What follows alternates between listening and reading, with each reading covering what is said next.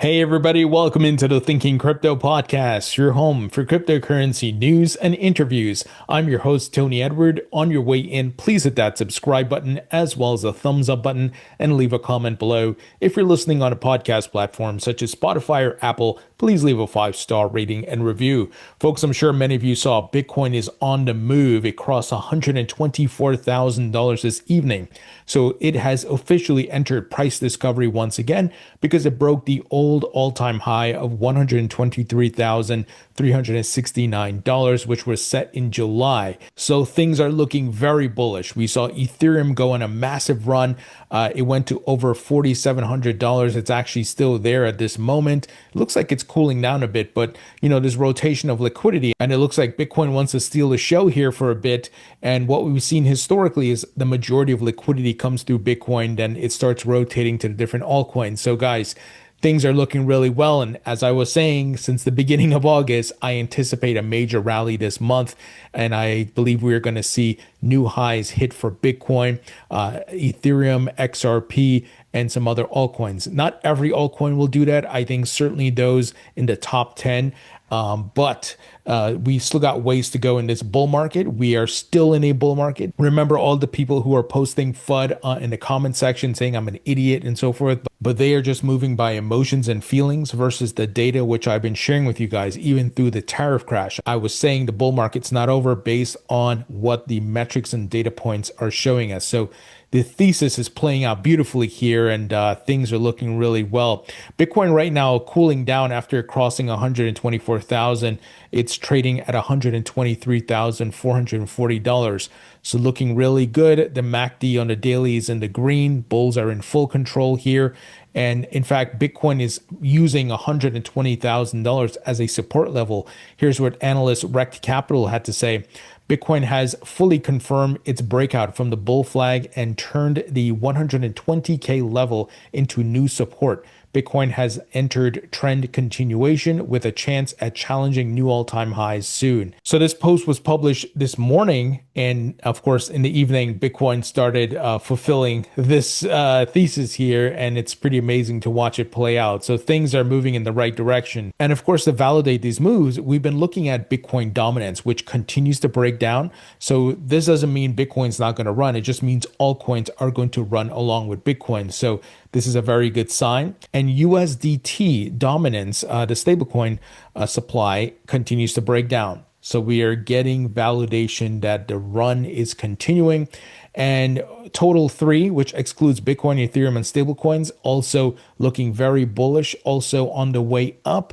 And the bulls are in control. The MACD is in the full green here. So things are going to start heating up significantly, guys. And I think we see a major rally this month with a sharp correction coming possibly early September, if not the end of August. It'll be, over a couple of weeks, of course, and then a bottoming out sometime in September, then the continuation into Q4.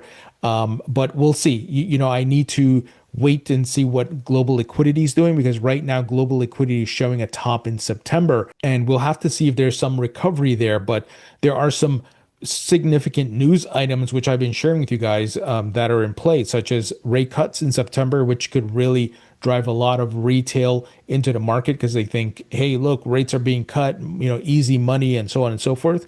Congress, the Senate is going to pass the market structure bill. That most likely will pass in October after, they go through their whole process of voting on the floor to review the bill and all kinds of stuff, right? You guys saw it with the Genius Act. So that is a huge narrative for the mainstream media that will drive a lot of retail activity. The tariffs for China has been pushed back by 90 days, which puts us in October. So those are some of the things I'm looking at. And as mentioned, we're going to keep looking at the data to see what happens. So what we could see, like I said, the rally this month forms a local top correction into early September, bottoming out maybe by mid-September. Things start climbing out again by the end of September, and then October is the big blow-off top. That's an approximation based on all the things we're seeing. And more confirmation we are in a bull market. We're seeing Google searches for altcoins on the rise. So every time the price goes up and we're in a bull market, we see this. And also the App Store rankings for Coinbase and other crypto apps, they start to rise significantly. So Google searches for altcoin and Ethereum are surging to a multi-year high.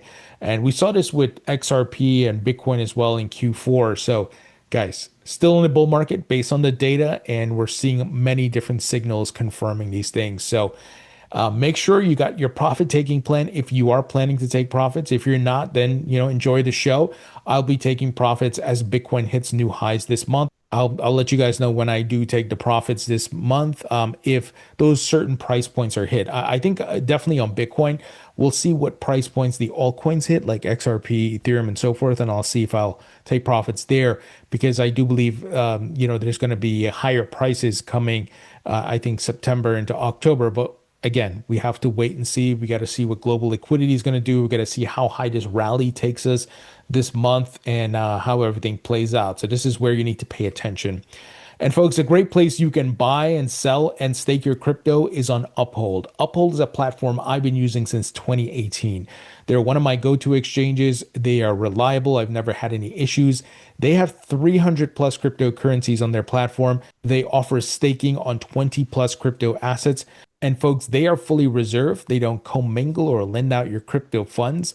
You can review their transparency report. They have it on their website. And I've interviewed the CEO, the CFO, and many folks, and they are running Uphold the best way possible. So no BS. And once again, they've been here for a long time through multiple bull and bear markets. And they have a great rewards program called Uphold Rewards, where you can earn up to 5.25% on stablecoins. You can get 24-hour early access on new tokens as well.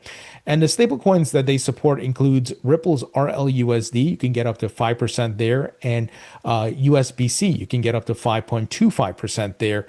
And to participate, you simply have to log into the app once per month, deposit $50 once per month, and trade $50 once per month.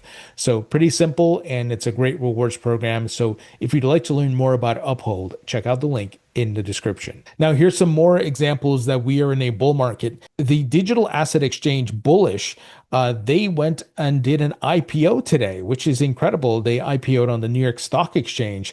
Now, this firm, and let me give you the background on it. Their description on X is Bullish Digital Asset Exchange offers market-leading order depth and consistently tight spreads, all in a regulated environment. Now, I've seen the CEO on CNBC maybe a couple of times over the years, but I don't really know anybody who uses this platform. I think it's more for the institutional side of things, but it haven't made big waves in the market. Like, it's not a common name. So I was very surprised they did an IPO, and look, it looks like it did well. The stock surged 218% in their New York Stock Exchange debut, from $37 IPO to $118 intraday. So congrats to them. This is pretty incredible. I think it's just a sign of the times where people want to get exposure to these crypto businesses, and we're in a bull market. There's a lot of liquidity. A lot of people are optimistic, and like I said, kudos to them. Even though they don't have the biggest brand in the crypto industry, we haven't heard a lot about them. But look, this is the bull market activity, guys. So very interesting stuff here.